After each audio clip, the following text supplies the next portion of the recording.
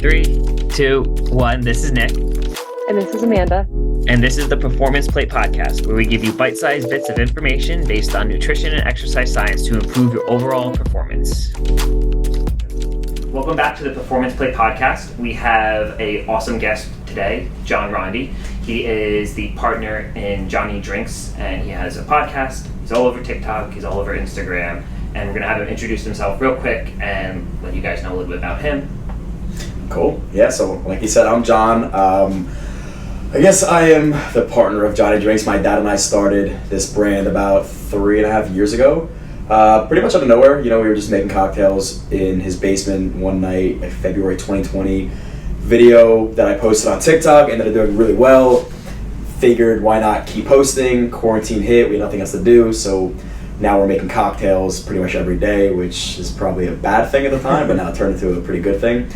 And then long story short, we diversified and realized that people are more interested in the father and son dynamic and less about what we were doing. So we started to do and branch out to things like food and travel and dad advice. And now we're trying to establish this sort of conglomerate in the space and do things like podcasting and selling other brands and products and potentially opening up liquor lounges and liquor stores and bars and all this good stuff. So yeah, the possibilities are endless and just having fun with it. It's great. I've known John for about over a year now, actually, which is kind of crazy to think about. And just watching his success over time is wild. What they're branching into, gives some great advice, like he said, dad advice, all this awesome stuff. It's all out there. So Amanda's going to ask John our fun question we ask every guest, and we're going to go from there. All right, so if you were stranded on an island, what 3 items would you bring and why to survive? Holy shit.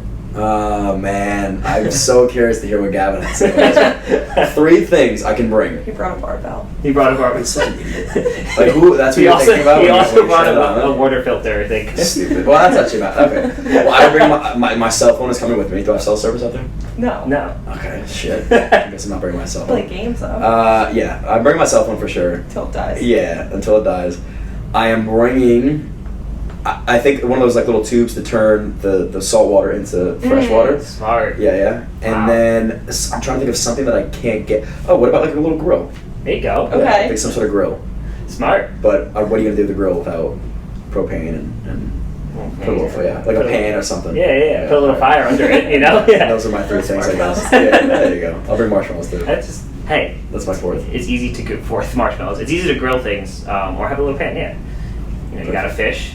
Put the pan in the fish. Maybe some booze, some liquor. Yeah, I was going to say, what about the liquor lounge? Just get drunk and die in 7 days. Put me up on Disney on this island. Yeah. Why not? I mean, I like that idea better. Just end it early. No one's going to say vodka, tequila, and whiskey. Yeah. Just put me out. So we had John come on today because, like he said, he's Johnny Drinks. They're lounging into everything. And more or less, I want him to talk about how he balances a lifestyle because his brand started off as drinking, and he just finished sober April for 30 days, completely no drinks. And tell us a little bit how that was based on, one, business-wise. Did that affect business at all, do you feel like? How did you feel doing 30 days of no drinks at all? Did you notice any different? Are you going to go back into having it a little bit more, but in moderation? What kind of, how did that affect you doing the 30 days? Yeah, so I mean, look, the reality is whatever you do on social is not what you do in your day to day, right? So people have this assumption that my dad and I constantly drink, and that's just not the case. I mean, a lot of the videos that we're making cocktails, maybe we're both splitting that one drink, so it's a half a drink a day or whatever it may be. We're not filming every day. So the reason I did the 30 days is not that it was like a publicity stunt, but it does give our audience something to look forward to and like a journey to follow along with, which is great. Yeah. I wanted to test myself and see how I could do it. And it taught me a lot of things about just being like breaking the stigma that you have to go out and drink to have a good time. Nice. And that is a reality. There's a lot of times where I was like, man, if I had some tequila in me, this would be a lot more fun. But I did enjoy myself, right? So I was able to do things, and I found things to do that didn't revolve around drinking liquor. Would I say that I felt a lot better? Day to day, no. Like my sleep, I don't have a problem with any of that because I am very healthy, aside from the liquor stuff. Yeah. So I will say not having hangovers was big because I had a wicked hangover on Monday and a rough Sunday. And that messed me up. Yeah, yeah. Like for like a day and a half, I didn't recover as well. I didn't sleep as well. So I feel like I'm coming back with a vengeance almost, because I was like, man, I didn't drink for 30 days. I gotta really hit hard. But I'll dial it back down and kind of treat everything in moderation again. Would I do it again? Maybe in like a year, but would not recommend doing it for myself at least consistently. Yeah, makes sense. Just part of my life. I don't know. It's like one of those things where I realized that it's helpful in certain ways, and I even hate saying that because some people do really struggle with alcohol and having sort of a hold on it. But I thankfully do, and I allow it to become just something that I have to earn almost, right? I had a good week of working really hard and eating really healthy. If you want to treat yourself and have a good time, a couple of cocktails, it's not going to kill you. Yeah, so it's true. That's my mindset on it. Nice. Yeah, who doesn't like to drink? So did you find it was hard to have fun? Yeah. My analogy is like there's like a threshold of fun, right? So like here's my ceiling of fun. Yeah. And I'm like, man, I can't break through the ceiling of fun unless I had some drinks in me. So like I would sit at a bar and be like, yeah, this is great, but everybody else is having way more fun than I am. Yeah. So it's almost like upsetting, and that's sort of where I mentally was starting to get. I was like, that sucks that I need something to create fun when I should be able to create this fun on my own. So what I started to do was, like I said, I would do things other than going to a bar, like places that you do need to drink. And I had a lot of fun doing that, getting outside and, just eating food. And no, that's relatable. So, yeah. So did you feel weird not drinking, or did you just not have fun? Like, would you say you felt judged for it? So here's the thing about like the social media stuff. It did make it easier because I announced, and that is one of the reasons why I announced it, is because I wouldn't have been able to do it. Honestly, I know myself. I would have said it. I would have been peer pressured to drink, and then I would have drank. So I announced it on social. I said I have to do this, and it's funny. Like I'd go to the bars, and bartenders that knew me or people would be like, "Oh, day 8," because I'm obnoxious with the amount I post. So I would, be pretty upfront about how I was feeling and all that stuff. So it was way more support. People's not going to try to. I'm 27. You're not going to peer pressure me to take a shot at this point. But yeah, there was points of times people were like, "Yeah, okay, buddy, have a drink." So, but I dealt with that pretty well. Yeah, that's good. I'm just curious. That's good. Yeah. So that's great. That like I think from what you're saying, you kind of found that balance of like, okay, like Sunday you felt. Or Monday, you felt really hungover, and you're like, do I really want to do this every time? So like that 30 days kind of maybe showed you a little bit of balance. Like, okay, I can have this many, and I can have a good time, but like, do I really want to get that hungover and get crazy again? Yeah, Sunday was a great time though. Yeah, well, I'm sure it was. Sunday was. You were at Prudential? Is that when you were there? Oh man, I had a weekend. That was. Or was that Saturday? That was Saturday, and then I went out on Sunday. Nice. Yeah. Yeah, you had it. Yeah. So I don't normally do that, but that's special awesome. occasions, I guess. No, it was interesting to hear you say too that you found it upsetting that you weren't having fun without it, and you like weren't able to like make that fun. But I also agree with you because I've like gone on my own journey with it too, and I've cut it out for periods of time and played around with it just to see. And being in a bar, I find it so much harder to have fun when I'm sober versus like doing something where you don't necessarily like where you're outside or you don't have to be drinking or like there's other things to do besides be in the bar. Definitely. And I think the bar itself also matters too, because like if it's a bar where people are dancing and having fun versus if it's like a bar where people are sitting around, when people are sitting around, I'm like, okay, what do I do? But like, if it's like dancing, I'm like, I'll dance. Like I don't care if I'm sober or drunk, the same person either way. But I don't know, it's interesting. That's a great point too, because you do have to like be in the environment that makes sense for what you're doing, right? So my lifestyle right now, not that it's revolving around liquor, but liquor is a big part of it because every weekend, that's the conversation. Which bar are we going to? What are we drinking? So when you remove one of those pieces, but you're still doing everything else the same, it just feels very awkward in a sense. And I'm the same way. Like, I love watching other people have fun. All right, so if I'm at a bar and everybody around me is having a great time, then that's fine with me. But if I'm at a bar where it's like super stuffy and people are just trying to cross drinks, it's like, what am I doing? I'm like, what am I doing here? Typical college bar there. Yeah. Oh god. Man. And there's plenty of people, and I hung out with. I actually found a couple people that were doing the same thing, like Sober April, which is great. So we went out together. Nice. And that was way easier because we'd be together and be like, all right, we can relate to how much this sucks and we can enjoy it. Or we can go do different stuff and not have to sit at a bar and feel pressured to pretend to have fun. Yeah, that makes sense. Yeah. The other thing I found too was that like I tend to be like someone that goes to the extreme, like 0 to 100, Yeah. and I like that journey of, or it's a journey's always going on, but it doesn't need to be like black or white, this or that. Yes. Like there can be a balance there, and I think when you come from like growing up, college, like you're just always told like this is how you have fun, this is what you do, and then all of a sudden you like get into the health field and you're like this is bad, so then you're like okay, I shouldn't do it at all, and then you're like struggling because you're like, well, what do I do? And it's like you kind of have to find that middle ground, and I think that that's one of the benefits of actually cutting it out for periods of time is it helps you find the middle ground. 100%. Because you realize that you can function without it, but you also realize that you don't need it.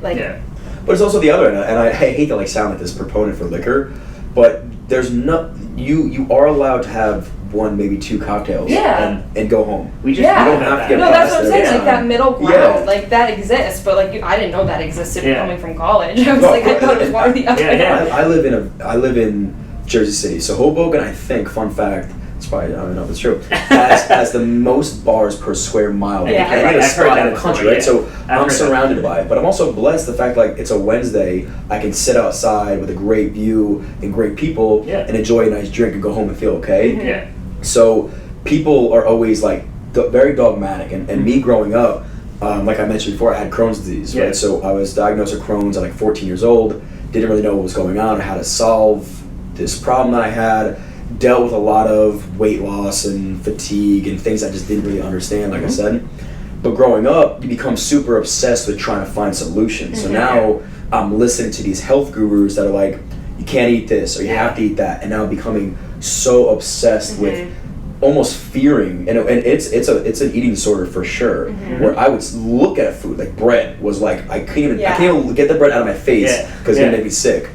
And then you go the other end, like you said, where it's like, you know what, it's not doing what I thought it was going to do. I'm going to try eating whatever I want. And now you're on the other end of the spectrum. You're like, that didn't work, and stop listening to these people. Now at 27, I found like this super great common ground of I understand the health benefits of certain foods, what I should or shouldn't be eating.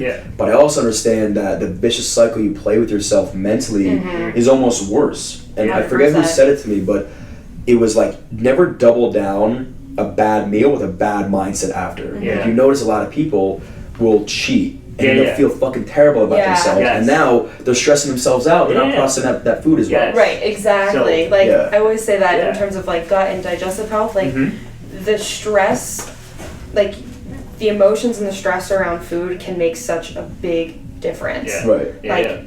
Either way, and I think that's honestly one of the hardest things when you are a nutrition coach, because there are certain times where like someone is seriously struggling with like symptoms or going to the bathroom or doing like just feeling any sort of energy at all, and I'm like, okay, like during this period, like we might have to cut out some of these foods, let things heal, and like but the thing is, at the end of the day, the number one goal is to create the most robust gut so that you can handle the most amount of food without feling restricted. And that's again the middle ground. That's so interesting, because again, like when I was very dogmatic with the carnivore diet, I removed everything. I wouldn't even eat lettuce. It was so I look back, I'm like, what the fuck was wrong with you? But you're fed this information from people that, not that they're doing it maliciously, but that's probably how they feel too. I personally, if you're in a community of people that cannot handle eating squash, how could you consider yourself healthy? That's not healthy. You said, I want to be able to handle everything. Exactly. You need to be able to handle more. You need to have a robust system to handle that. And I think the mindset of, like you said, hey, we're going to take this out for now, but not forever, is just relieving for me. The thought process, I think, for people in America that you're going to be on one drug forever, or you can't eat this forever, is so debilitating that mentally, like you said, it's just going to now crush you. And that's the thing, like we all want this like quick fix answer for whatever health concern or thing that we're dealing with, but it's never like an all or nothing. It's never a quick fix. Like it truly is. Everyone's got their own health journey that they're on, and it truly is always a journey. And like there's different steps in the process, and you can, if you work with someone or you get the right information, that process can be faster, or but the other way around too, where some of us struggle before we find some relief. And like John said, we're dogmatic about a lot of things, and it's like this or that, and he's like, no, like that makes like you find that middle ground, And same with, and we talk about this, it's like, what is serving you? Like John talked about, is he going to completely stop doing it? Like he didn't feel much better doing sober April. Like he felt some changes, not hungover and all that stuff, but wasn't crazy difference. But like the other aspects of what he loves on a Wednesday night, being able to hang out with his friends, have a nice view, because he's in Jersey City. If you're not from this area, it's a very nice view. Yeah, you can see the city, you can do all this stuff, New York City that is. And that's serving him socially, mentally, all these other aspects that, what's one cocktail going to do to you? What's 2 cocktails going to do to you? You know, like there's other aspects of life that we forget is, okay, we can't be so like, unless you're specifically training for something specific and there's a reason why you need to do this, this, and this. But other than that, are these things serving you in other ways? Mm-hmm. Like, are you enjoying going out with your friends? Are you going to be isolated because you won't have a cocktail with your friends? That's the thing too. Like I noticed that, I think more so food, right? Because if people are on this strict diet, I look back and I almost like cringe at myself. I'm like, oh, I couldn't eat that, so I wouldn't go out to eat. Yeah, I would go out to eat and I wouldn't touch food. Yeah. And like you're not even just rooting for yourself, you're rooting for everybody there. Mm-hmm. Yeah. And like, why do you want to do that? Yes. Like that again, that's not healthy. And if you're going through something, you have to go through it. Don't put yourself in situations that it makes it. You gotta. I think honestly, sometimes people get very selfish. Mm-hmm. You have to realize that you are impacting people around you, and not that you have to be unhealthy because everybody else is unhealthy. But you have to kind of take a step back and realize, maybe I'm the one that has this a little bit messed up. If everybody else is okay. I think I heard that one time too. I was in this like gut healing journey, and somebody was talking about just the reality of, look at everybody around you. Yes, you've been diagnosed with something a little bit different than everybody else. You're the one person eating like this, and you aren't healthy and healed, and you're around thousands of people that are eating whatever they want, and they're the healthy ones. So who's really in the right or wrong? It's like, okay, maybe there's a combination of the two. It's interesting. It's like crazy now looking back, I guess, like at the journey we've all been through. And the same thing was with like fitness. Right? Like you look at these powerlifters and like, okay, I have to lift this way and I can't lift any other way or else it's gonna hinder my progress. Mm-hmm. If you don't like lifting like that and you're not training for the world championship, then why are you doing it? Go find something you'd like to do. Go emulate the people that have the bodies you want to have and go train like that. You know? That's like, because you went through that too, of a little bit of time where you did a powerlifting whole program, you competed, and I don't know for sure, I never talked to you if you fully enjoyed it or other things like that, but he's right, if you're not enjoying what you're doing, why are you doing it? There's literally no point. You don't have to do this to yourself. I think that the health thing is huge. People are so obsessive with like, oh man, I see this guy on social, I have to do exactly what he's doing, and I can't do anything else. It's like, but you don't know the full story. You don't know. That's where it's like even, I don't know, even when you said it before, like thinking about like everyone else and like how they're eating and are they healthy versus you also don't know if they're healthy or unhealthy, you know what I mean? You really, like, you can't take things for face value. You can't look at someone's body and judge if they're healthy or not. You also can't look at one meal that someone eats and determine whether they're healthy or not. That's the big one. And also with alcohol too, like you can't look at someone that goes out and drinks one weekend and determine whether they have like a good or a bad relationship with alcohol, because that's the other thing, is the intention behind drinking and your relationship with it. That's a big one. And I think that's, you can insert whatever you want for alcohol, right? If it's shitty food or it's drugs or it's set, like whatever that is, why are you doing it? And I've never felt, thankfully, that I had to do one of those things as a crutch or as an escape. And I think that's the biggest one. If you identify that you or your friends are doing these things as an escape to reality, that's when you have to take a step back and be like, hey, what are we doing here? There's something else we have to fix. Absolutely. That's a huge point. That's when you know you have a problem. Yes, exactly. So this is changing gears a little bit, but I want to know what your favorite drink is. Oh man, Negroni before, and then espresso martini after. I've had that question asked before. You do love the espresso martini. Espresso martini. I have it tattooed on my leg right here. Do you? Okay. I didn't realize what that was actually. Yeah, I'll show you now. So I love espresso martinis, and then oh my god, I love it. Yeah. Nice. So espresso martinis is my all-time favorite for the. It tastes great. It makes me feel really good. I can drink a ton of them. And the Negroni is more of a bitter, harsher taste. So Negroni is Campari, sweet vermouth, and gin, typically. And I don't like super sweet drinks, and I don't like drinks that are like, I want it to taste like a cocktail, if that makes sense. And Negroni, for me, embodies what a cocktail should be tasting like, with that real harsh taste to it. Some people hate it. And I think there's like a part of like that process of I love drinking a that. cocktail. Like, Yeah. I mean, what's your favorite, Amanda? We might as well go down this rabbit hole. I don't know. I'm like such a boring drinker. Margarita. I love margarita. Margaritas are great. Yeah. I don't know if it's my fave though. I definitely like tequila. So margarita's probably good. All right. fine. Paloma, maybe?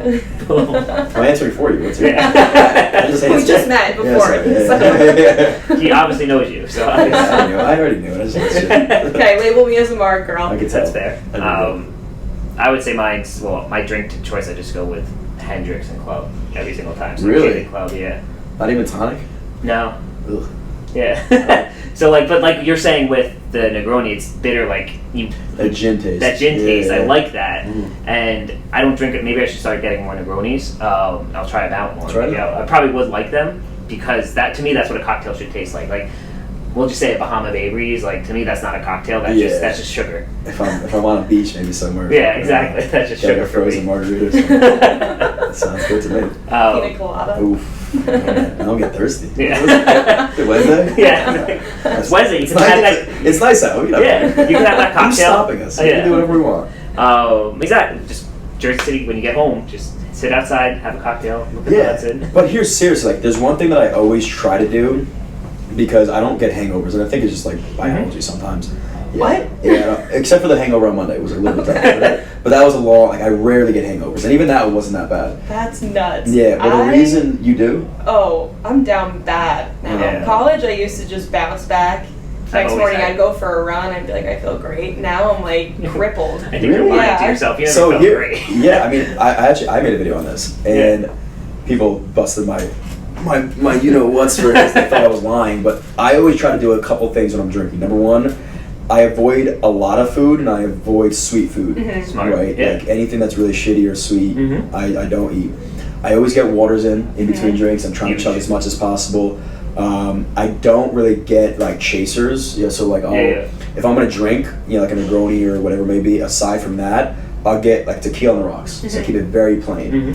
And I don't mix liquor, and then I sleep. If I get 8 hours of sleep, I'm Well, straight. That's the thing, and this Yeah. is my theory behind it. Because when I stopped drinking, I would go out, but I would still be up till like 2 or 3 in the morning. If I was out with my friends, Mhm. next day I still would feel terrible. Yep. So I honestly think it's the sleep. Because like I'll like biohack it, like I'll take the vitamins, I'll do the water, like I'll Doesn't make sure my matter. meals are on. But Yeah. like and like that will. I think that. Like if I have like 2 drinks and I sleep, then I'm fine. But if I don't, I honestly okay, it's probably the sleep then. Yeah. I'm saying no. It most likely is sleep in every capacity. And a lot of people in America, especially, just don't sleep well. Yeah. So they feel sluggish all the time. Yeah. And they're not even hungover. Like I felt the same way. Again, I just did a video about it where my recap of my sober April. I was like, there were days and not too many that I'd get like 4 hours of sleep. And I'd wake up feeling worse than I would Yes. if I had 8 hours on Absolutely. drinking liquor. You feel Yeah. hungover when you're Yeah. sleep You deprived. do. And I think I just have less of a tolerance for it now because I never used to sleep. Really? Never, yeah, like I would be up till like 4 in the morning just because Wow. I couldn't. That was college. That was like ultimate stress. That was post college too. That was when I was opening up the gym at Okay. Mindset too. It was terrible. But now I have no tolerance for it. I think so. No, That's I probably part don't of care it. what I have to do. I need 8 hours. Yeah. Yeah. Oh, me too. Yeah. I always did, but yeah. Sleep is huge. You sleep. That's what I drink. I sleep. I'm in Yeah. bed by like 9. Really? Yeah, and I then wish. well, because I get up at 5 every day. Okay, don't wish about that. Yeah, so that's the reason why I'm like, Oh. you know what, I have, and I'm tired. It's not like my friends are like, oh, like I'm not always in bed by 9, but if I'm just hanging out, I finish all my work for the day and I'm watching TV. 9:30 hits, and like I end up passing out. And Really? and I'll sleep the whole night through. Like Yeah, I tell Leanne, like if I'm passed out on the couch, I don't want interrupted sleep. Yeah. So just turn off the TV and let me sleep there. Because that's even worse because I have to walk upstairs. I'd rather just get Yeah. the full 8 hours Yeah. and just stay there. I mean, it's a couch. It's not the best for you, but No, rather it's So it's sleep. Yeah, sleep is Yeah. sleep. So yeah, that's the number one thing. If you want to avoid your hangover, get good sleep and Yeah. try to stick with your circadian rhythm. I know that's gonna be the hardest thing. So hypothetically, even if you go to bed at 4 and you wake up at 11 or 12, it's not the same as if you stay with like that 10 to 6 or Yeah. whatever your body's used to. You're still gonna feel like dog shit. Yeah. No, definitely. But who's doing that? Who's getting drunk? That's why I love day Yeah. drinking. Yeah. Day drinking, Yeah. you're in bed by like 10. Yeah. You're feeling great. It is the best, to be honest. That's We fucking do awesome. every time you at a barbecue have a few drinks. You're like, it's over by 10. 9 you're o'clock, home. you're passed out. Yeah, it's the best thing ever. It's awesome. Do you find that when it comes to your training, because you still do a lot and all that stuff, do you find that you have any difficulty if you have a night out, get your 8 hours of sleep, and then you go into the gym to train, or you go to jiu-jitsu, do you have any difficulty or you feel good? 100%. Okay. That's the biggest reason why I don't drink every day, because I like to train either grappling or in the gym. And so again, on Monday I had to train like 11, and I woke up and I felt okay, got some water in me, I was like, oh, I'm fine. And then I got on the mat, and like my first round, I was shaking, and I'm like trying to figure the fuck out. I'm like, I just don't pass out. Like I literally was like, I'm gonna pass out. Like, please stay awake. And then you got that over with, and I think honestly getting movement in is the best thing you can do. So that was actually helpful for me. Yeah. But during it, I did not move as well, and if I'm lifting weights, you're never going to be as strong. So I think like that's the best thing you could do for yourself, because I always say like if I didn't weightlift, if I didn't train, I would be drinking 4 to 5 times a week because I have nothing to really worry about. I wake up and be like, I'm fine, I'm chilling. I can make it through. Yeah. You know? So I need these things. That's a huge point. Yeah, like but it's overall health too. Like if you're only drinking every single day in excess, we're saying not if like we talked about, you can have 1 to 2 drinks. I forget, man, we talked about it, I think it was last week, like what the actual norm is. For men it's 2 a day, and then women it's 1. So like, what is that for drinks? What about it? That's just like the guidelines. Yeah. What I should be doing? Just nutritional guidelines, like overall balanced diet. So I should be drinking 2 times. No, not that you should be. Okay, so if someone's not drinking, he's like, wait a second. If someone's Hold on. not drinking, I can do this. There's minimal benefit to telling someone to add drinks in. Yeah. You could probably maybe fight that on red wine if it's like good quality red wine. But if someone does like to drink, like for a guy you would say 2 or less a day. For a woman you would say 1 or less. I thought that was the borderline of being alcoholic. Like if you had 14 drinks a week as a guy, then you should consider yourself an alcoholic.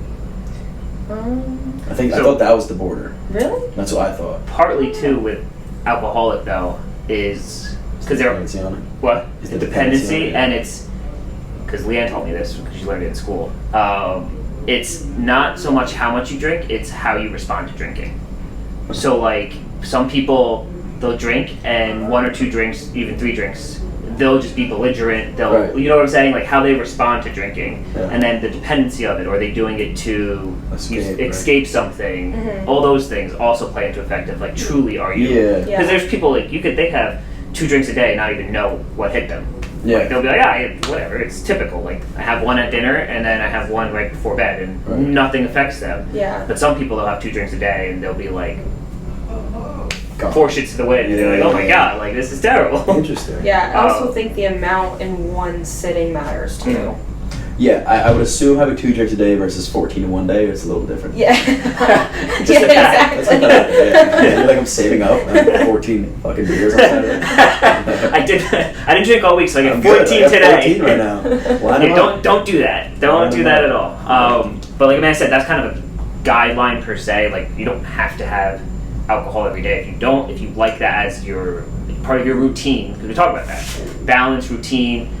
It's what is it serving you? John enjoys it here and there, but he has the training, so it's like kind of same concept. He's not just having his drinks because I feel obligated to drink alcohol. Because I have a brand that's around alcohol or my friends are drinking alcohol. No, he enjoys it for a social aspect. It serves him in different ways. And then when there's other things on the line, like he's got to go to jiu-jitsu the next morning or come here and train or go to the gym and train, he's like, do I really need that? Yeah, exactly. You know? Yeah.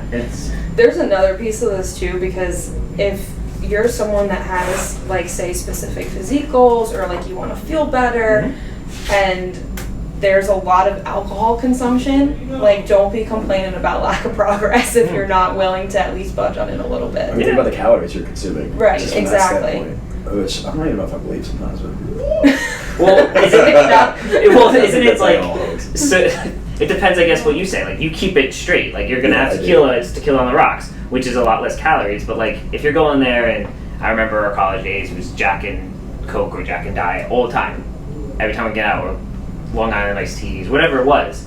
You know how many calories are in that? A lot. Yeah, exactly. Yeah. So, like, and I remember the girls we go out with, they'd be like, all right, I'm only drinking this tonight because it's, like, very low calorie. And I was like, but it tastes like crap. Yeah. You know? Like, well, I mean, think about it. If you had tequila on the rocks, you had, like, 2 glasses of that, maybe 300 calories. If that, yeah. If that, yeah. And you'll get a really sick buzz off that. Yeah. And look, for the average human being, the give and take of 300 calories a day is not going to be the worst thing in the world. And then what I would do, I'll also, again, when I drink, I don't eat, which is probably a bad thing if I'm trying to stay, physique-wise. I need to eat my protein. So on Sunday, again, I'm trying to think of what I ate, and things kind of got blurry. But I had breakfast for sure. Yeah. Didn't have lunch, and then maybe had a little bit like at 8 o'clock, like something. So I went an entire day, maybe like munched on some chips and stuff like that. Yeah. So nowhere near what I probably ate less and maybe even consumed less calories than I used to. Yeah. But still had that offsetting calories from the drink, which is not the beneficial calories I'm looking for from protein and carbs that are helping me recover. Yeah. It's doing the opposite. But like my legs are still, they were like wobbly from Sunday. Yeah. Which makes sense because you're just not hydrated enough, you're not fueled enough, which happens. So like John's saying too, he probably is not going to gain weight. Like he's not worried physique wise about gaining weight and all that stuff right now. Maybe, I don't know actually. But point being, like Amanda said, is if you have physique goals, you have to remember the other aspect of what happens when you have a night out. A lot of us, we have a night out. John has very good control of himself. Sunday is a different story, but most times he has very good control of himself. Even me at this point, I have very good control where the sense like once I get that buzz, I'm like, I'm good. But I remember back in the day, like I would, me and Leanne, the 3 a.m. diner every single time. Always go to the diner right afterwards. I get disco fries, an omelet, and pancakes. Man. And just house it. Yeah. Like that's fine to do. There's nothing wrong with that. But if you're like having trouble losing weight, and this is your every weekend occurrence, or twice on the weekend, there's a possibility that that may be why. There's a good chance because that's like 1,200 calories in one meal plus all the drinks I had. Yeah. Plus I'm gonna wake up the next day and pound food because I'm hungover, so I eat more greasy food. What a vicious cycle. Yeah. It does get gnarly for sure. That's why the intention matters and your relationship with it matters too. And I think that like now I'm able to actually enjoy a drink where like previously it was like either just to get drunk or just because I felt like I had to do it.